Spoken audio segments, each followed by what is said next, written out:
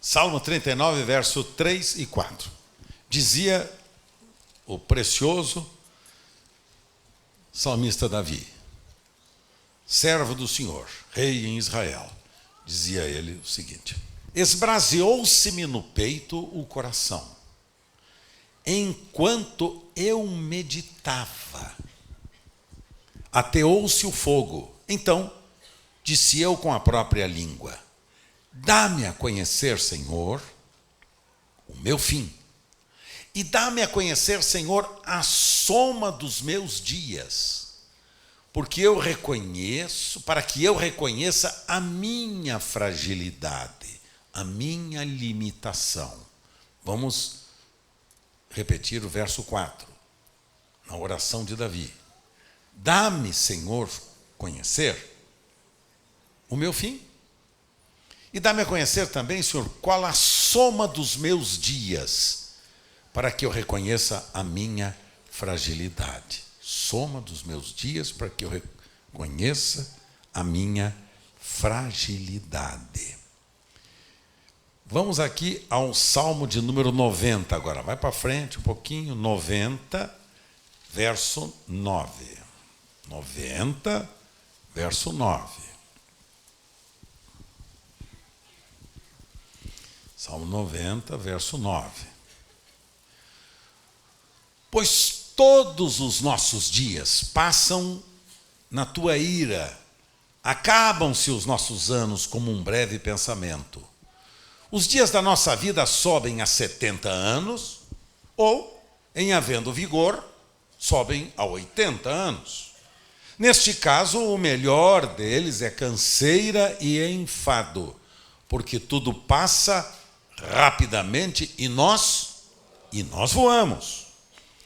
Quem conhece o poder da tua ira e a tua cólera segundo o temor que te é devido? E agora o verso 12, todos juntos. Ensina-nos a contar os nossos dias para que alcancemos coração sábio. Então, grife o verso 12. Na oração, agora, esta oração é uma oração do homem de Deus, de Moisés, uma oração de Moisés. A primeira foi de Davi, agora esta aqui é de Moisés.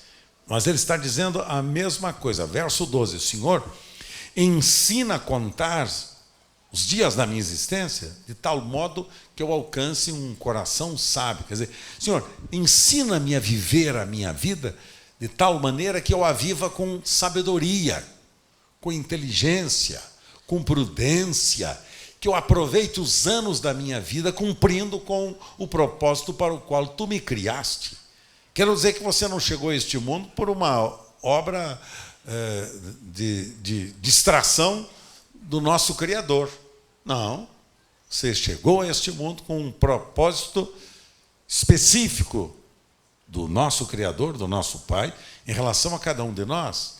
Criou-nos a cada um de nós com um projeto, com um propósito.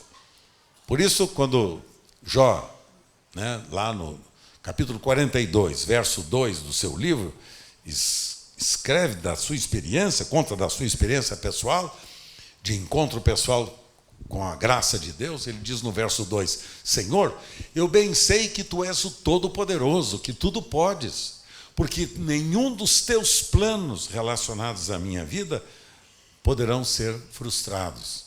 Quer dizer, Deus tem planos para você. Deus tem um propósito para a sua vida. Você não nasceu por acaso.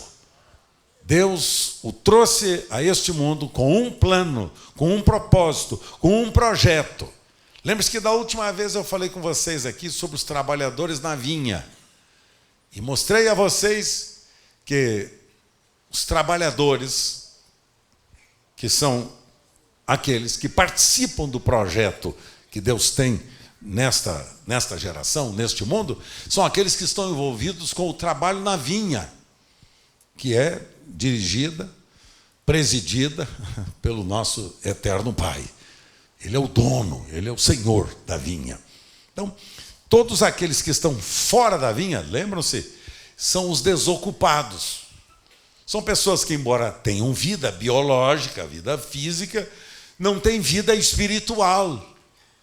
não têm vida na relação com Deus, seu Criador. Apenas são criaturas humanas, foram criados por Deus, mas ainda não foram transformados em filhos de Deus. Ainda não conheceram a graça transformadora, porque há uma diferença, e vocês já vão saber qual é, entre ser criado por Deus e tornar-se filho de Deus. Porque eu posso ser criado por Deus e não ser filho. Entendeu? Porque o fato de ser criado por Deus não faz de você, naturalmente, um filho. Veio para o que era seu, mas os seus não o receberam. Mas a todos quantos o receberam, deu-lhes o poder de serem feitos filhos de Deus. Evangelho de João, capítulo 1, os primeiros versos do apóstolo João. Então, filhos de Deus são aqueles que experimentaram a graça transformadora deste Pai, que nos ofereceu a vida que Ele poderia garantir através do seu Filho Jesus, a vida eterna. E a vida eterna não começa depois da nossa morte. A vida eterna começa a partir do momento em que nós nascemos de novo, do momento que nós ganhamos uma nova vida, no momento que nós somos transformados em filhos de Deus. É neste momento que a vida passa a ter sentido e que nós agora passamos a cumprir com os propósitos para os quais Deus, o nosso Pai, nos criou. Então, há pouco tempo atrás, eu estudando e refletindo sobre esta questão da duração da vida humana, eu deparei-me com um fato muito interessante que eu vou chamar a atenção de vocês agora, lá no capítulo 4 de Gênesis. Abra novamente a sua Bíblia, capítulo 4 de Gênesis, você vai ver que coisa interessante que eu vi, que eu descobri quando eu estava estudando sobre esses assuntos. Eu fiquei encantado com isso. Para mim foi uma surpresa enorme. Capítulo 4 e 5 de Gênesis, lá nós vamos encontrar duas genealogias. Descrição da história de duas famílias. Então vocês vão encontrar lá o seguinte: vão encontrar no capítulo 4 a genealogia de Caim e no capítulo 5 a genealogia de Sete, seu irmão. Veja bem, capítulo 4, verso 17 de Gênesis 4, 17. Observe só isso. Coabitou Caim com sua mulher, e ela concebeu e deu à luz a Enoque. Caim edificou uma cidade e lhe chamou Enoque, o nome de seu filho. A Enoque nasceu-lhe Irade. Irade gerou a Meujael. Meujael a Metusael. Metusael a Lameque. Não, olha, vocês que estão, as senhoras que estão grávidas aí, não inventa, tá? Não inventa, tá? Não vai querer. Ai, que nome lindo do meu filho. Olha, quando eu tiver um filho, eu vou botar o nome de Meujael. Até para eu falar, mas na hora que eu estou consagrando a criança, e aqui está, Senhor, o meu Jauel, o teu Jauel. Para, menos. Dou sugestão de nome simples. Por exemplo, Carlos Alberto, hein, Antunes? O que você acha, Antunes, desse nome? Maravilhoso, eu não tenho queixa, de jeito nenhum. Então tá. Mas então, vamos lá. Verso 19. Lameque tomou para si duas esposas. Putz, eu não dou conta de uma, cara, tem duas. O nome de uma era Ada.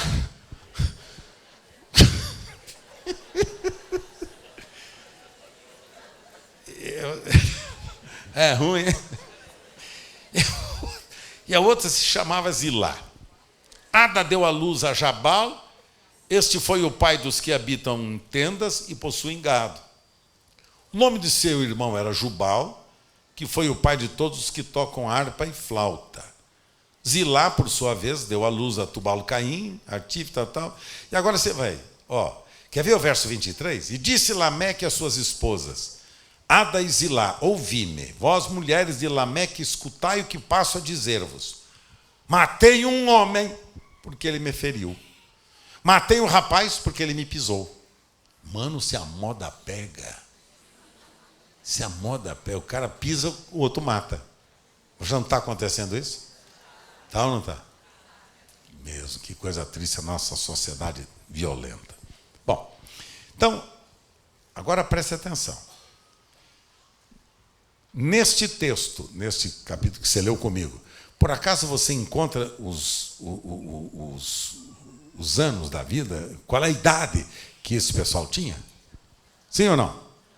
Veja agora o capítulo 5. Agora você vai encontrar agora os descendentes de Sete. Agora veja lá. Este é o livro da genealogia de Adão, verso 1, né?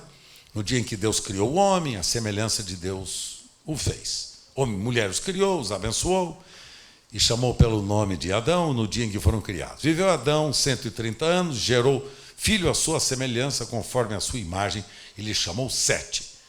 Depois que gerou a Sete, viveu Adão 800 anos e teve filhos e filhas. Os dias todos da vida de Adão foram 930 anos e morreu. Se ele chegou lá, você acha que nós não vamos poder? Vamos chegar. Sete viveu 105 anos e gerou a Enos. Depois que gerou a Enos, viveu Sete quanto? 807 anos e teve... O cara com 800 anos teve filhos e filhas. Meu Deus do céu, onde vai parar esse cara? E então, agora vai anotando. Verso 10. Gerou Cainã, viveu Enos 815 anos e teve filhos e filhas. Verso 13, só pulando aqui. Depois que gerou Maalael, viveu Cainã 840 anos e teve filhos e filhas. Agora, eu não vou ler até o final. Até o verso 32 deste capítulo, vocês vão encontrar exatamente isso. Gerou filhos e filhas e teve 800 anos, 400 anos, 900 anos. Tem os anos da existência deles. Veja que na genealogia de Caim, vocês não me encontram quantos anos viveram seus filhos, viveram a sua geração. Vocês não encontram. Agora, na geração de Sete, vocês, como estão vendo aqui comigo, vocês encontram os anos de vida dos seus familiares, quantos anos eles viveram. Agora, deixa eu perguntar para você uma coisa. Será que houve algum engano por parte do escritor deste livro, Moisés? Será que ele se equivocou quando escreveu o livro de Gênesis? Não me parece viável esta conclusão. Acho que ele não ia se equivocar com uma coisa tão séria. Sabe por quê, pessoal? Porque Deus não faz nada por acaso e nem ele comete erros nas coisas que ele faz. Embora Adão tenha gerado muitos filhos, somente 3 deles foram famosos. Quem são? Caim, Abel e Sete. Caim, vocês sabem, morreu muito jovem. Por isso, ele não tem genealogia. Os outros 2, no entanto, têm suas genealogias registradas na Bíblia. E o mesmo critério sempre acompanha a criação destas 2 genealogias. Alguém gerou alguém. Alguém gerou alguém. Só que o que acontece é o seguinte: numa genealogia, aquele que gerou não demonstra, expressa, manifesta a idade que tinha, quantos filhos teve, quantos anos existiram. E a outra, bem ao contrário, os anos da vida, a existência que teve e quantos anos eles viveram. O grande problema, meus queridos, é que aos olhos de Deus, Caim não tem anos para serem contados. Ouça, Caim não tem anos para serem contados. Por quê? Porque para Deus não importa quando ele casou, quando ele gerou filhos e quando ele morreu. Seus dias não foram considerados. Para Deus, Caim sempre esteve morto, mesmo quando vivia. Vai gravando esses pensamentos que estou trazendo a vocês. para Deus. Caim, que assassinou seu irmão, sempre esteve morto para Deus, mesmo quando ele vivia. Daí o fato, meus queridos irmãos, que um morto não tem dias para serem contabilizados aos olhos de Deus. Morto não tem dias a serem contabilizados. Ele viveu 240 anos. 40 ele viveu a vida biológica e os 200 anos de morte. Deus conta assim? Não. Só os anos da sua existência. Abra comigo Efésios, agora no Novo Testamento, lá no capítulo 2 do livro aos Efésios, capítulo 2, e veja que coisa interessante, que esta palavra de Deus é fantástica, essa Bíblia é maravilhosa, é a verdade de Deus.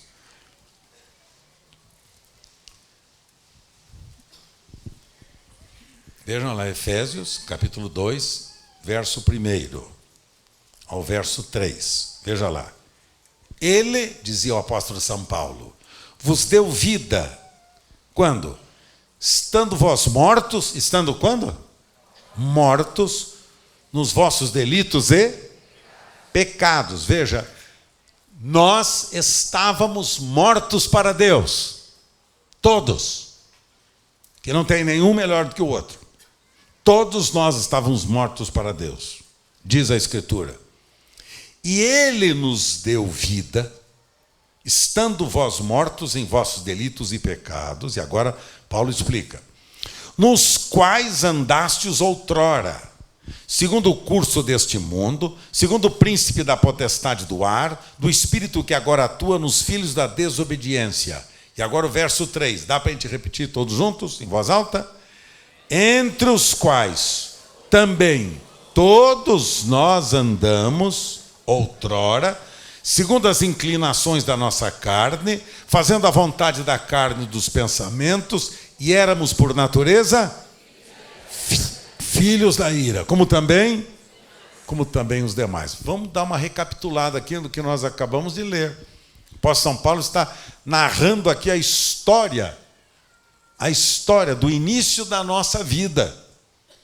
E está narrando para nós, com clareza, qual o sentido da nossa vida sem nós termos recebido a vida que há em Deus na pessoa do seu Filho Jesus. Então o apóstolo São Paulo diz assim, nós todos estávamos mortos. Mortos de que jeito? Diz ele, andando todos nós, segundo as inclinações da carne, fazendo a vontade da carne e dos pensamentos, e éramos por natureza filhos da ira, como também os demais. Então veja, é o tipo de morto para Deus, que tem vida biológica, que tem vida física, que tem a vida humana. Embora tenha a vida humana, para Deus não significa nada, Deus não o conhece. Deus não tem relação com ele. Porque Deus tem relação com seus filhos. Deus é pai de uma família com muitos filhos semelhantes a Jesus. Então, Deus nosso Pai quer ter comunhão com a sua família, quer ter comunhão com seus filhos. E o apóstolo São Paulo diz que todos nós estávamos mortos. Quando? Quando andávamos segundo o curso deste mundo. Quer dizer, fazíamos a vontade, né, que a ética deste mundo naturalmente exige.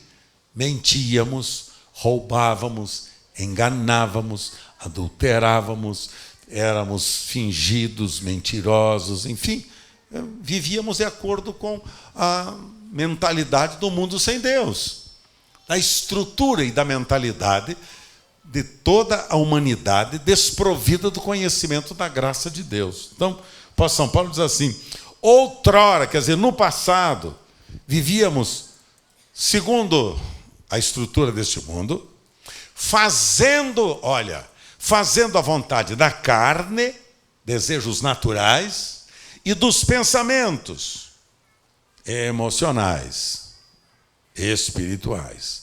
Fazíamos a vontade da carne e dos pensamentos. vivíamos de acordo com as nossas carências e necessidades biológicas, fora do propósito de Deus, e dos nossos pensamentos. Planejávamos guerras, planejávamos traições, planejávamos mentiras. Isso é vontade dos pensamentos. Planejávamos e praticávamos. Vontade da carne e dos pensamentos. Aí então temos a integralidade do homem, né? Seu espírito, sua alma e seu corpo, que estavam a serviço do reino das trevas, no qual estávamos desde o princípio, diz o apóstolo São Paulo. Andávamos segundo a vontade da carne e dos pensamentos. Éramos por natureza filhos da ira. Não éramos por natureza filhos de Deus, mas filhos da ira, como também os demais. Agora, o verso 4 diz assim, veja, o verso 4 é chave neste texto. Veja lá. Mas Deus, quando você observar esta expressão, mas Deus, bota a sua atenção. Qual foi a provisão? Qual foi o interesse de Deus? Mas Deus, sendo rico em misericórdia, por causa do seu grande amor com que nos amou, estando nós mortos, estando nós em nossos delitos, nos deu vida juntamente com Cristo. Pela graça sois salvos. E juntamente com Cristo nos ressuscitou e nos fez assentar nos lugares celestiais em Cristo Jesus, para mostrar nos séculos vindouros a suprema riqueza da sua graça em bondade para conosco em Cristo Jesus. Por quê? Pela graça sois salvos, mediante a fé, e isto não vem de vós, é dom de Deus, não vem das obras, para que ninguém se glorie, pois somos feitura dele. Olha bem, pois somos feitura dele, criados em Cristo Jesus para as boas obras, as quais Deus de antemão preparou para que nós andássemos.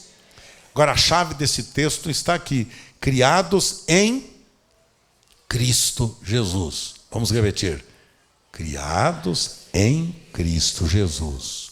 Então, veja bem, tem a nossa criação natural, né? Nossos pais biológicos que nos geraram, mas agora tem uma criação sobrenatural, a espiritual, que Deus nos criou através do seu Filho Jesus. Está notando lá? Criados em Cristo.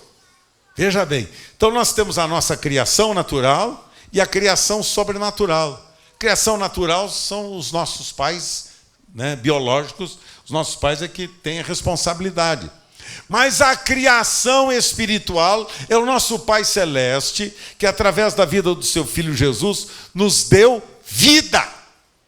E que vida é esta? Vida juntamente com Cristo. Viu o texto? Esse texto é fantástico. Ele nos deu vida juntamente, quer dizer, junto com Ele. Participantes da vida dEle. Eu fico feliz com isso. Meu Deus do céu, quando eu penso nisso, eu vibro. Porque Ele me deu a vida de Cristo.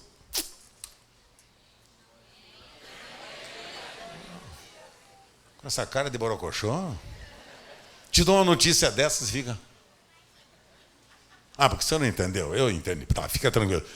Ele nos deu a vida de Cristo. Está escrito que agora você é feitura dele. Ele fez você. Fez de novo, porque aquele jeito que você está vivendo está tudo estragado. Não servia para nada. Mas do jeito que ele fez, eu e você, nos criou para sermos feitura dele. Criados nele. E agora, olha, fantástico. Para as boas obras, as quais Deus preparou para que eu e você andássemos nelas. Criados para nós sermos cidadãos do reino, praticantes de boas obras, para que Deus seja glorificado e esta terra conheça que a família de Deus vive aqui, para a glória do nosso Pai e do seu amado Filho Jesus, que é a nossa vida. Que plano fantástico! Vamos glorificar o nosso Pai.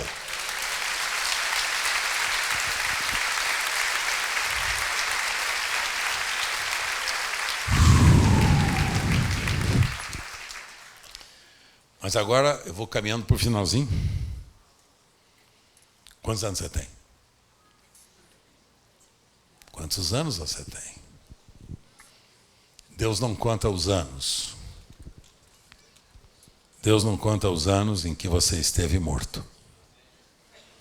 Deus não conta os anos dos delitos e dos pecados. Deus não conta os anos, entendeu, Fabinho?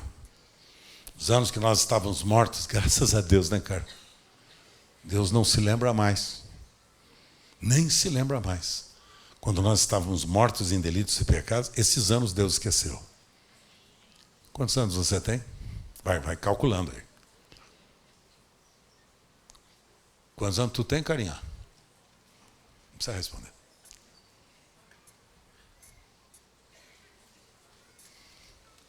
Quantos anos você tem?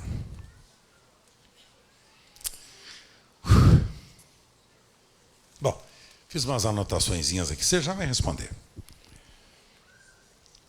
Lá no livro de Gênesis, no capítulo 11, lá no primeiro livro da Bíblia, novamente, capítulo 11, quer ver? Olha aqui, 11 de Gênesis, 11, verso 31 e 32.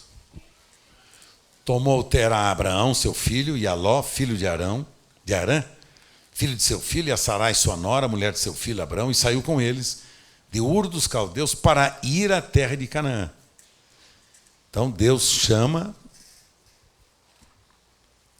Terá, que era pai de Abraão, chama para que eles fossem até Canaã.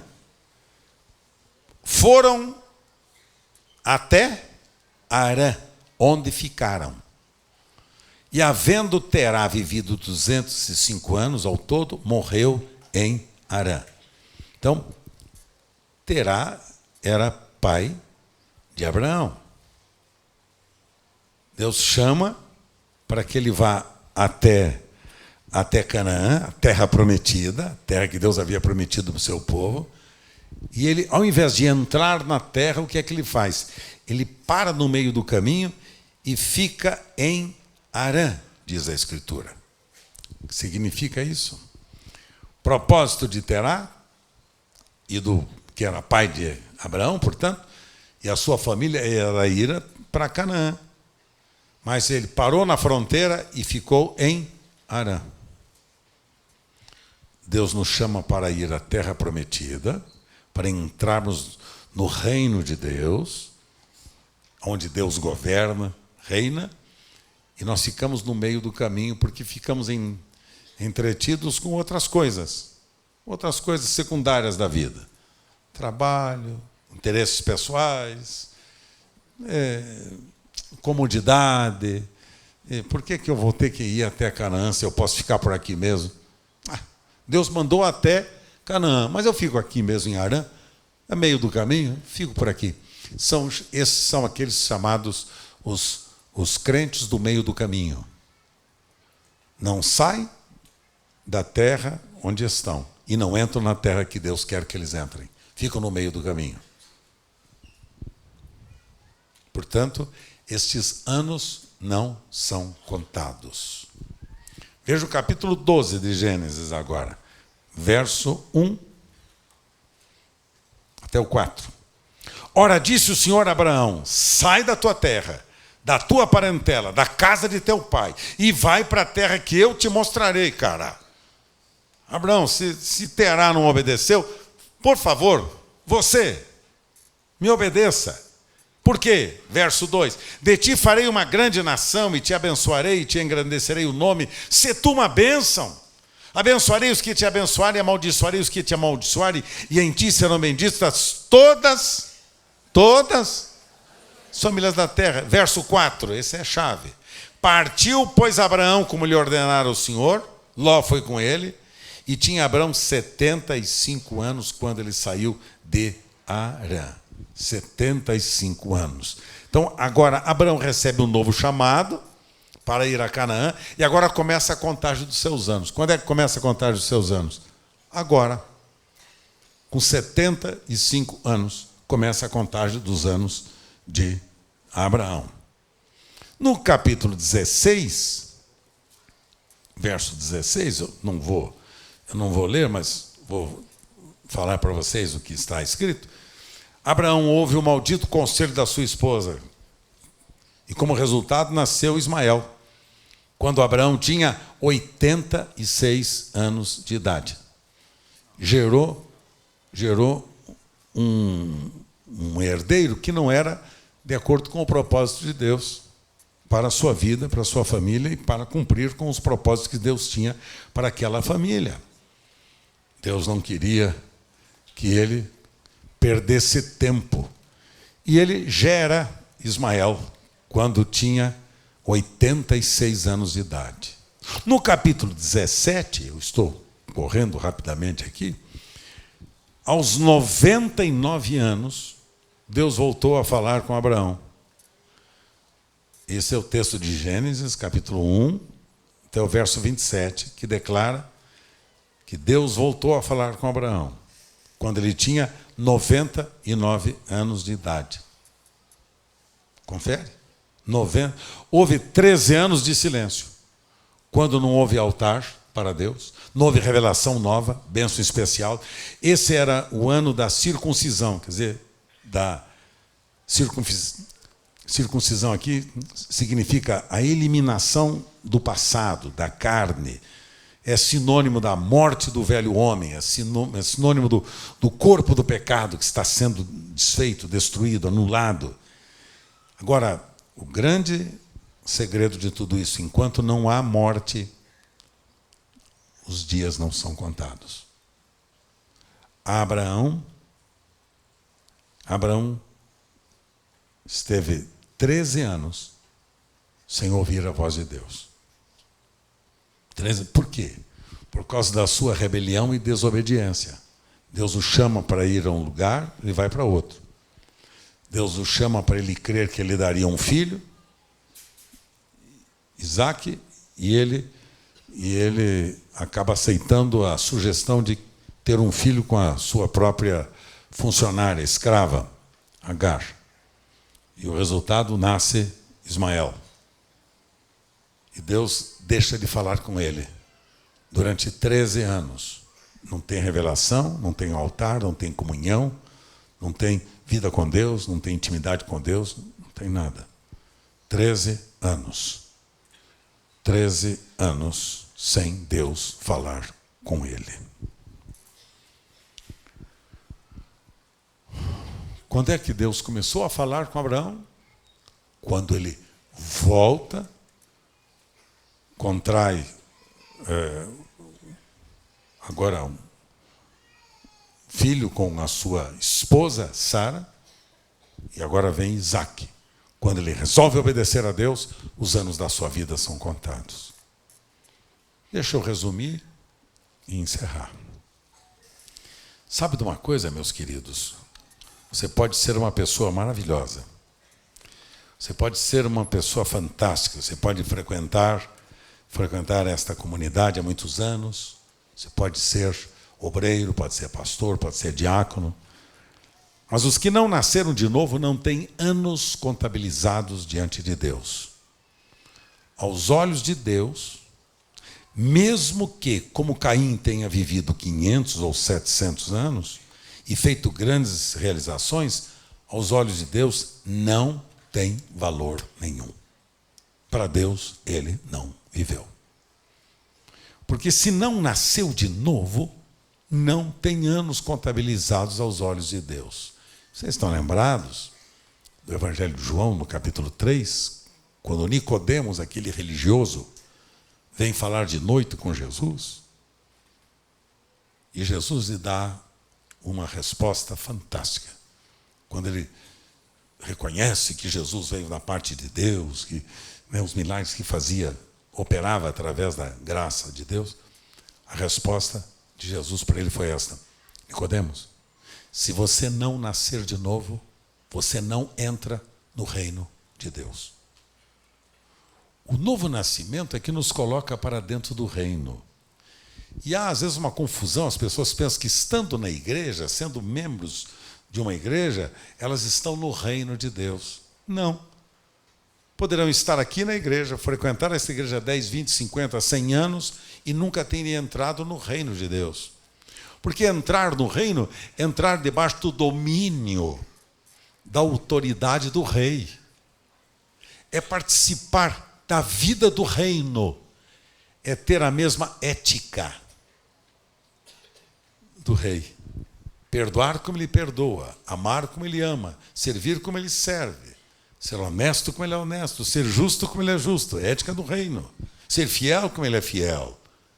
Isso chama-se ética do reino de Deus. Há pessoas na igreja que nunca entraram no reino, quer dizer, nunca estão debaixo da autoridade do rei. Continuam andando, ouça, segundo a vontade da carne e dos pensamentos. Continuam andando segundo o curso deste mundo. Continuam fazendo a vontade da carne e dos pensamentos. Estão observando? Eu estou sendo bem devagar, bem lento no raciocínio com vocês e repetindo, para vocês entenderem que isso aqui é fundamental para as coisas que eu vou dizer nas próximas semanas sobre esse princípio. Entendeu? Então, se não nasce de novo, você está fora do reino. Como Nicodemos, você pode ser uma pessoa fantástica. Você pode ser, na época, o mais importante líder dos judeus nos seus dias. Considerado um sábio, Nicodemos. E Jesus disse para ele, se você não nascer de novo, você não entra no reino. E não vai ver o reino. Aí Nicodemos falou, mas como é que eu não vou? Como é que eu vou entrar no reino? Eu já tenho idade, já assim, coisa e tal. Como é que eu vou fazer? Volto para o ventre da minha mãe para nascer outra vez? Ele disse, não, senhor. Você precisa nascer, não da carne e do sangue, mas da água e do Espírito. Você precisa nascer do alto, de cima. Isso é João capítulo 3, de cima, do alto. Nascer do Espírito de Deus, que faz de você uma nova pessoa, uma nova criatura, e faz de você um novo homem e uma nova mulher. A imagem de Jesus. Você se torna feitura sua de Deus, criado em Cristo Jesus para as boas obras. Agora vocês vão entender porque que tem muita gente nas nossas reuniões, nas nossas igrejas, que são muito boazinhas, muito queridas, mas que são eminentemente escravas do pecado. Escravas do pecado. Não conseguem se livrar. Não conseguem viver uma vida de santidade e de justiça. Não conseguem viver uma vida na plenitude do amor de Deus. Não consegue. Por quê? Porque, como Terá, que mandou entrar na terra prometida, eles vão para Arã. Vão para Arã. Lembre-se que o povo de Israel, quando saiu do Egito, saiu no momento em que um cordeiro foi imolado, diz a Escritura. Cordeiro foi imolado. Naquela noite memorável, em que, depois daquelas pragas todas que caíram sobre o Egito, o povo de Israel agora resolve obedecer a Deus e sair de lá. E naquele dia memorável, o cordeiro é imolado, o sangue do cordeiro aspergido nas portas dos hebreus, e o anjo da destruição que passa para matar os primogênitos, a fim de que Faraó mudasse de atitude e de comportamento. Agora o povo de Israel recebe livramento, e agora o Faraó libera. Faraó aqui a ideia aqui, a imagem aqui é do diabo que nos aprisionava. Do diabo que não deixava a gente fazer o que Deus quer que a gente faça. A gente só fazia a vontade da nossa carne e dos nossos pensamentos. Portanto, éramos filhos da ira. Capítulo de Efésios 2 que eu li para vocês.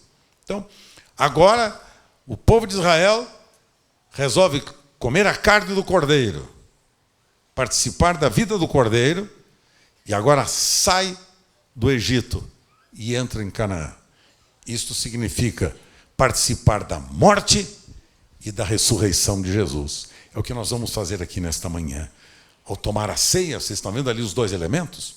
Um é o pão e o outro é o vinho. No pão nós estamos participando da carne do Cordeiro. Olha o pão, o simbolismo do pão. Jesus. Disse Jesus, eu sou o pão da vida. Quem come da minha carne e bebe do meu sangue, este tem a minha vida nele. Então, quando vocês tomarem a ceia hoje, vocês estarão declarando que vocês e Jesus são um só. Que a carne de Cristo, imolada no Calvário, agora é sua. E que no poder da ressurreição de Cristo ao terceiro dia, Ele garantiu a mim e a você a certeza de que nós ganhamos agora uma nova natureza, uma nova mente e um novo coração. Porque o novo nascimento é isto, é ganhar uma nova mente e um novo coração, é ser transformado numa nova criatura.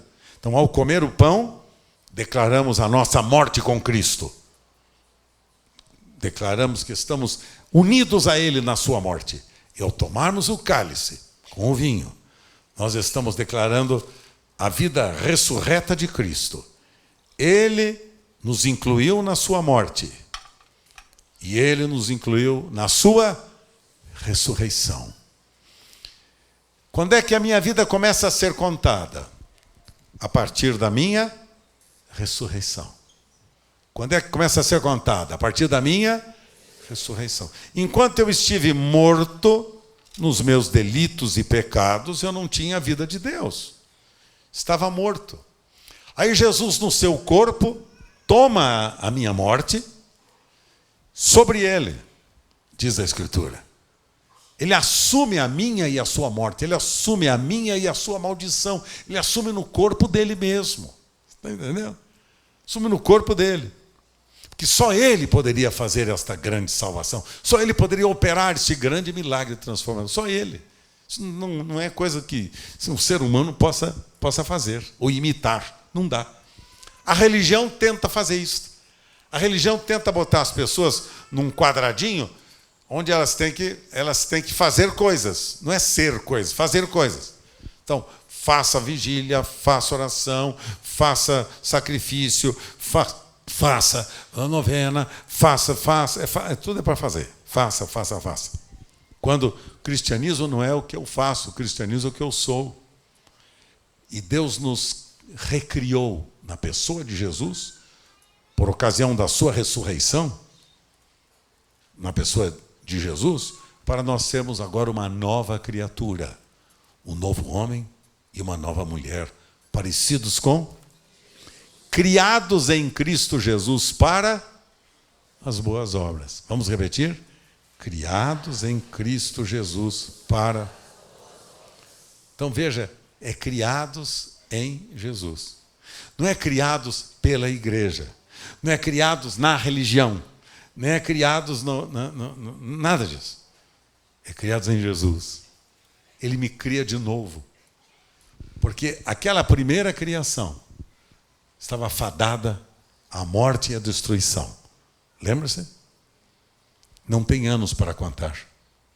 Não tem vida para apresentar. Viveram muito tempo, mas sem a vida de Deus. Agora a pergunta que faço é esta: quantos anos você tem? Quantos anos você tem? Não estou perguntando os anos que você frequenta a comunidade da graça, nem que você veio de qualquer outro grupo cristão. Não é isso que eu estou perguntando. Perguntando quantos anos você tem? Quanto se lembra quando você começou uma nova vida? Você lembra aquele dia em que você experimentou o perdão dos seus pecados e que o milagre começou na sua vida a acontecer? Você foi transformado num novo homem, numa nova mulher. Você experimentou aquilo que o apóstolo São Paulo diz que acontece conosco. Segundo aos Coríntios, capítulo 5, verso 17. Se alguém está em Cristo, nova criatura é. Nova? As coisas velhas? E eis que tudo? Quantos anos você tem? Quantos anos você tem? Os anos para Deus só começam a ser contados a partir do novo nascimento. E se você não nasceu de novo, pode ser um bom pai, um bom profissional, um bom pastor, um bom líder, seja o que for, um bom cidadão. Mas se você não nasceu de novo, você está fora do reino. Que Nicodemos era um bom cidadão, era um mestre e professor dos judeus, era um exemplo, um homem íntegro. E Jesus disse para ele: você está fora do reino, porque só entra no reino quem nasceu de novo. Então a grande pergunta desta manhã é esta: quantos anos você tem?